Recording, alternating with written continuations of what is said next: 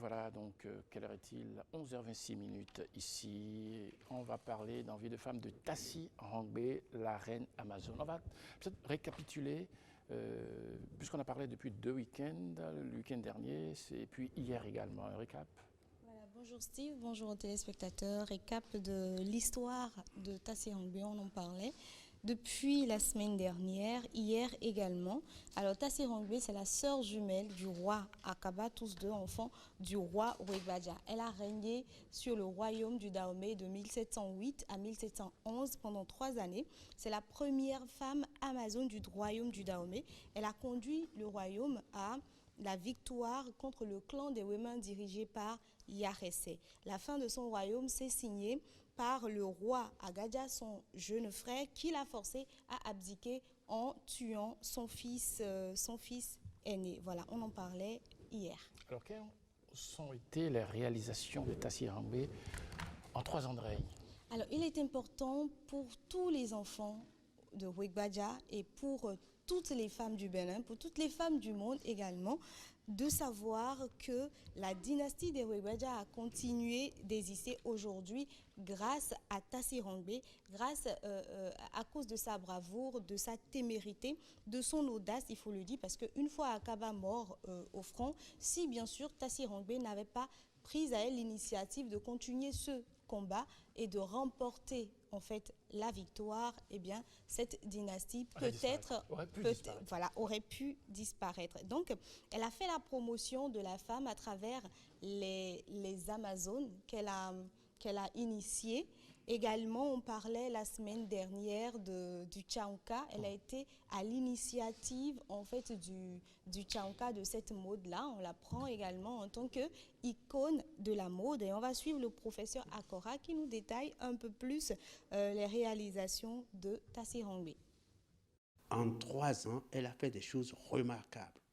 Premièrement, elle a conduit à la victoire l'armée du Dahomey sur les dissidents de Wémen. Deuxième chose, elle a instauré la pratique de l'art musical dans la cour comme lien de tous les gens qui occupent le palais. Et c'est non seulement un lien, mais ça galvanise et ça entretient. On peut dire qu'elle a jeté les bases d'une véritable culture. Fond, elle a jeté aussi les bases d'un art musical qui est orienté vers l'archivage oral par la composition des chansons pour immortaliser les hauts faits du royaume. Tout cela, on lui doit. Voilà. On parlait également du Kwanlingan que Tassi Rangbe a initié également. Alors, on verra que Tassi Rangbe a été féministe jusqu'à titre posthume, Steve.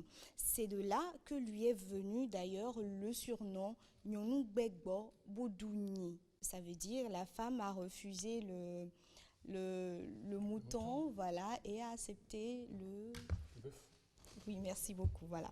Donc, voici ce que raconte l'histoire. L'histoire raconte que suite à une consultation du Fa, du roi Gézo, qui a d'ailleurs marché sur les traces de Tassi Rangbe, parce que c'est avec le roi Gézo qu'on a découvert, mais un peu plus, les Amazones, voilà.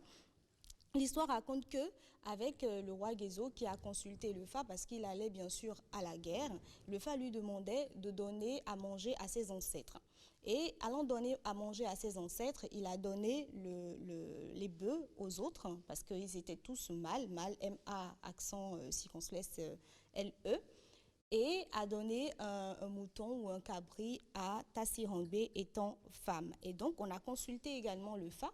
Et le Fa disait que elle refusait le mouton. À quel titre est-ce qu'on donnerait le bœuf aux autres et qu'à elle, on lui donnerait un mouton. Et donc, elle en a réclamé également pour elle. Donc, c'est à ce titre qu'on l'a surnommé Nyonugbegbo Bodou Ni. Le professeur revient sur cette histoire. Une féministe, elle dit tout ce qu'un homme peut faire, la femme est capable de le faire.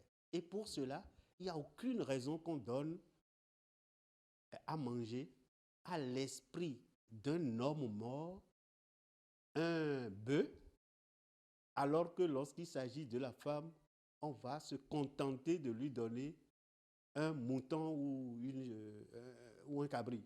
Et Gbegbo, elle est femme, mais bien que femme, elle a refusé de consommer du cabri et du mouton et exige qu'on immole pour elle le bœuf qu'on a immolé pour les autres hommes.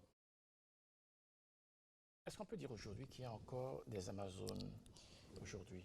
Alors, je ne sais pas si je suis bien placée pour répondre à cette question, Steve, mais je vais plutôt... j'ai pu avoir un extrait du documentaire de Nelly Denampo, Nicolas de Dravo, Raphaël Runto et Marcel Zounon.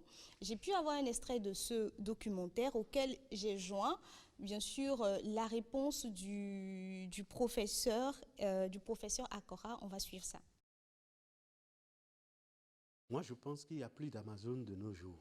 Ça, c'est clair. Mais l'esprit Amazon continue d'habiter la culture fond. Vue n'avait pas été la chose des Amazones. Elle s'était distinguée par des actes de bravoure. Lorsqu'il a été question de défendre la nation, elles étaient au premier rang. Et il n'est pas compréhensible aujourd'hui que, disons, l'égalité veuille se proclamer. Non, il faudrait qu'on puisse, n'est-ce pas, montrer l'égalité de fait.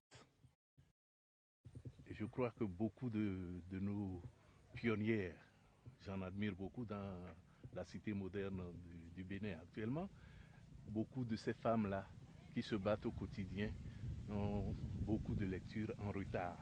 Il leur faut retourner à la mémoire de ces dames-là pour voir que, comme Olé Soyinka le dit si bien, le tigre ne proclame pas sa tigritude. Mais il bondit sur sa proie. Voilà, exactement. Conclusion. Alors, on va conclure tout ceci. On verra, on dira donc que Tassi Rangbe, elle est unique en son genre. Elle a été la seule femme à régner sur le royaume du Dahomey et donc, à l'image de femmes d'autres pays qui s'inspirent de l'histoire de Jeanne d'Arc, il est important que la femme béninoise, puisque nous connaissons aujourd'hui une révolution, la révolution du genre, une révolution genre, il est important que la femme béninoise s'inspire de l'exemple de Tassi Rangbe. La femme béninoise, la femme africaine. Oui, on s'adresse la femme africaine, la femme béninoise d'abord, Oui, voilà, s'inspire en fait de l'histoire de Tassi Rangbe parce qu'elle reste une immense mine de courage et de vaillance pouvant servir de modèle à la jeunesse aujourd'hui. Et pour cela, il faut que l'école béninoise se saisisse en fait de cette histoire-là, de ce personnage, de l'histoire de Tassi Rangbe pour l'enseigner dans tout ce qu'elle a fait de beau, dans tout ce qu'elle a fait de grand et également dans tout ce qu'elle a fait de sublime. C'est important de le savoir. C'était donc Tassi Rangbe, 2 semaines durant, on a parlé d'elle, une grande dame de l'histoire de notre pays. Moi, c'est une femme qui m'a toujours fasciné. Je voudrais saluer aussi Marie-Élise Guedo qui a été l'une de toutes premières à parler de Tassi Rangbe il y a plusieurs années en arrière. Et elle a été, je crois, aujourd'hui récompensée parce qu'on en parle aujourd'hui. Alors moi, pour terminer, quel hommage on peut rendre à cette personne, à ce personnage, si ce n'est... Vous voulez dire quelque chose ? Oui, avant très vite, s'il vous plaît. De voir l'hommage, je voudrais remercier en fait toutes les personnes qui ont aidé à préparer cette chronique, le professeur Akora, monsieur Nicolas Ruenou de Dravo, Raphaël Honton, Mercure Média également. Et voilà, on pourra poursuivre. C'est son travail. Hein. Allez, donc pour rendre un dernier hommage et dire salut au roi Tassi, si vous voulez la reine, mais la reine ne me paraît pas adéquate dans le cas qui est le sien. L'artiste également, la grande dame également, la femme de pouvoir également, Tassi Rangbe, le panégyrique. Regardez, écoutez. Bekon Rangbe, adosu kakalak batin, amikho manchito, yon bag bobo boduyi, lalu wetekle, aviegbe seu kan gbobli we wunya bo hohoke azoro vive we no degbe yo povule mitru nedu honu koma ja gelu we visado John Thomas Laga tekire atoma agbo sugbolu to agba ho ahovi miro ya gbogbo ya numina na ho hwe gbe